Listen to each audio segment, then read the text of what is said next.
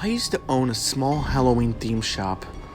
It's located downtown in a fairly small city, and unlike many businesses in town after Walmart's arrival, my store never really suffered when it came to customers.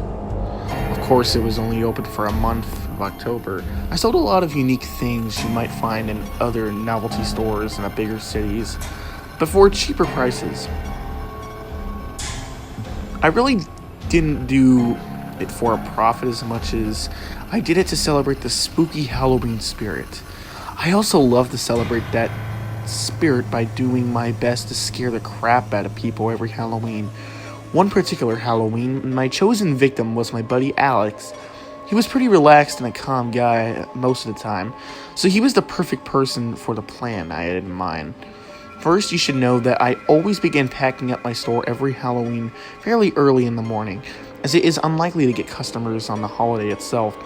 I told Alex that I had much heavier merchandise that year and could use some help moving it all out, not knowing what he was getting into. He accepted, and I told him to meet me at the shop at 10 o'clock at night sharp. As I said, Alex was a relaxed and calm guy most of the time. Unfortunately for him, he had once told me about his irrational fear of clowns and how he could not function around them. So naturally, my plan was involving dressing up as a clown costume. When he arrived at the shop, I would stand perfectly still like a statue. Once he realized he couldn't find me, he would then call me most likely, but when my phone rang, it would be in my pocket.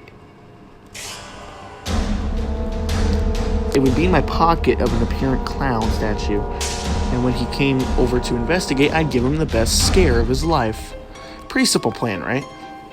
Everything was set in motion. I dressed up and stood near the back of the store, obscured by some boxes and other decorations, and I waited for his arrival. A little after 10, Alex entered, and it was very dark, as I had made the last-minute decision to cut the lights before he arrived.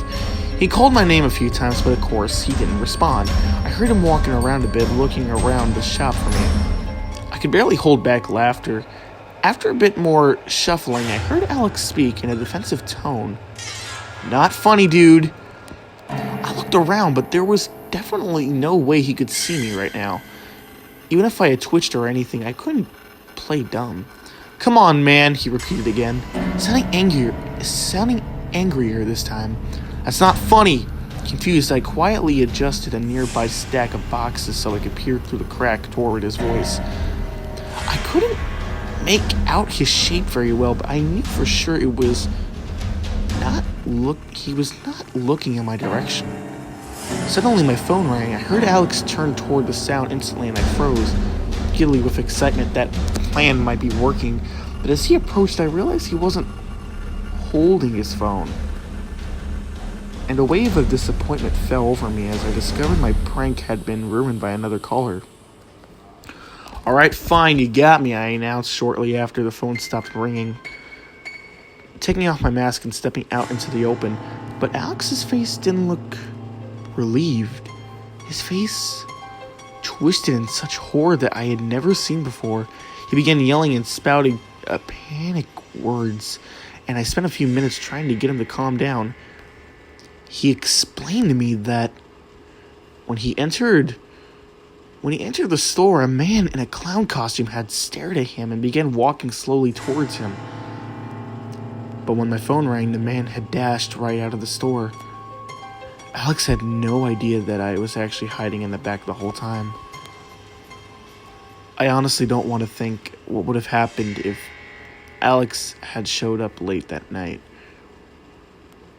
or if my other buddy had ever called during the prank. Where would I be now? And that's the thing. I don't know.